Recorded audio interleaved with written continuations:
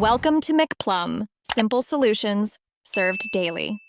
You start by prioritizing safety. Put on safety glasses and gloves now, and remove any jewelry.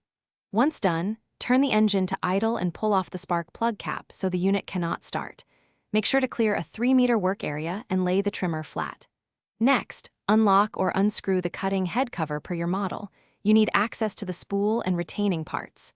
These steps get you immediately to the mechanism without unnecessary delay. You now focus on the spool. Take off the cap and lift the spool out, observing the line feed direction and any tabs holding the line. Inspect the spool for damage and select the proper diameter line recommended for your head. Cut 2 equal lengths if dual feed, then wind each line with steady, even tension following the directional arrows on the spool. Make sure to secure the line ends in the anchor slots and leave around 5 to 10 millimeters protruding. You finish by seating the wound spool back into the head, aligning any notches, and securing the cover. Snap or screw it until firm. Reconnect the spark plug cap, then start the trimmer at idle and observe the line feed and rotation. Make sure the lines extend evenly and do not wobble. If cutting is uneven or the line fails to feed, stop immediately.